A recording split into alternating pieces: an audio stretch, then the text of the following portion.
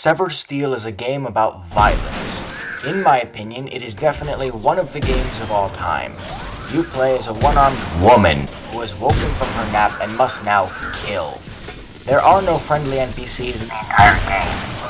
Cutscenes are delivered in the form of short and rare comic strips. The only voices are the ones in your head and the ones taunting you. Come with me and you'll see a world of only bullets and enemies, because this is basically Severed Steel. Severed Steel is a fast-paced FPS where you cannot reload any weapon at any time throughout the entire game. What you can do is jump, dive, slide, kick, and do any and all of those things in any and all of their combinations to create some impressive moves, but mostly it's just a way to not get shot and abuse the slow-mo. This is a game that requires 200 IQ gameplay. Plan your route, look for weapons, and kill anything that moves. The AI is very good and responds differently every time you try the level. If you like guns, this game has guns galore, from slow guns, big guns, small guns, and boom guns. Our protagonist, wakes up in an underground landfill. She has a slight headache, is missing an arm, has no memories of the night before, and nobody knows how that goat got on the roof. So protagonist comes to the only possible explanation and decides that she's being held in some facility and must kill everyone involved. She walks out of the bad idea bin and I immediately walk off the catwalk because I may be stupid.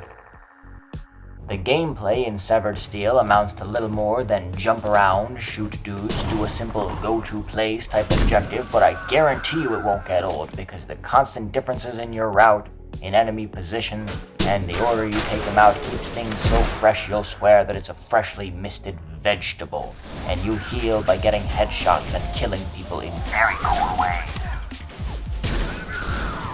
Visually, the game's alright. It's very reflective, very shiny, very neon, it's meh. Later levels get more interesting, both visually, mechanically, and in layout. Protagonists fight through the waves, generic soldier 1, 2, 3, destroying the thermal control system, destroying hydraulic pistons, and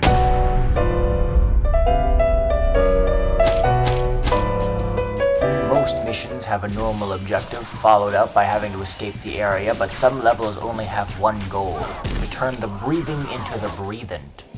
These levels flow so well, and they're a literal destructive sandbox for you, the player. It's maybe the simplest level type in the entire game, and they still find a way to iterate upon it later.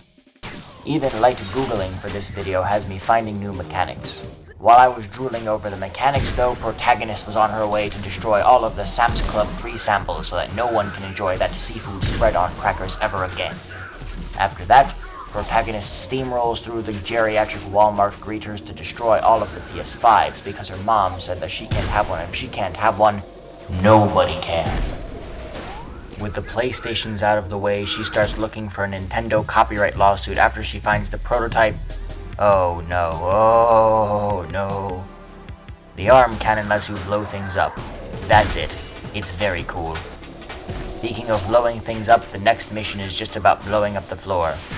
Blow up the floor, make your altitude 0, activate the space cubes. Yes, that's actually what the game calls them. Put the anti-gravity substances. After getting the warm and sticky anti-gravity stuff all over herself, protagonist realizes she's going to miss the train and be late for her job at a high-profile New York law firm. This introduces the only timed level in the entire game, which was harder than it should have been. She catches the train or both trains, and through skill, cunning, and violence destroys the engines. This puts her on another 2 trains where she has to disable the controls and then kill a Gustav gun. After killing Thomas the Tank Engine, there's a short cutscene where we enter the headquarters. After this, the game gets, well, it's significantly more difficult. Between the chaos, carnage, and cannolis, we also have to deal with grenade launcher enemies. This game was clearly inspired by Superhot, but have I mentioned how much better it is than Superhot? If you play this game, you're going to die. A lot. In the next levels, protagonist deals with Der Flammenwerfer, destroys some MacGuffins, and listen, I never said anybody played this game for shit like the lore or any story. protagonist goes through more of the same until... This game's one boss fight was entertaining.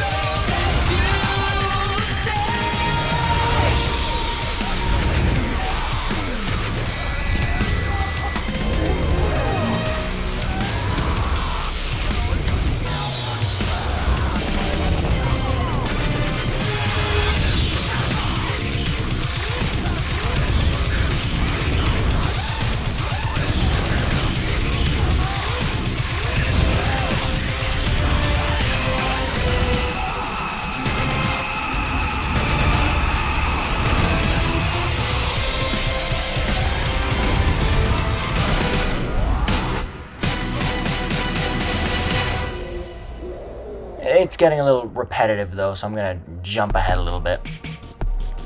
The game's not exactly a script writing masterpiece. I can't summarize this game in terms of the campaign because the campaign is not the game.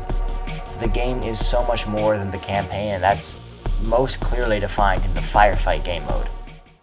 The same maps, the same enemies, completely different objectives in a world where the only objective is to kill them all. You'll be combining everything you've gleaned from the story into very fluid experiences where the biggest focus is the gameplay. The more you play, the more you unlock, and the more you unlock, the better you play, except none of this actually matters because you're still going to have a load of fun without any of that. The gameplay is the game. There's nothing more to it. This game is fun. You should buy it. End of story. What makes it a real fun out of good is that even though most of the game is exactly the same as the rest of it, it's still fun and new and interesting because nothing's where you leave it and you can't think. Severed Steel is a game about violence and only violence. There is no concrete story, there is no commentary, just sheer, unadulterated, and endless violence. Always keep moving, and no matter what you do, make sure you look cool because otherwise you will die, and if you do look good, chances are you will still die.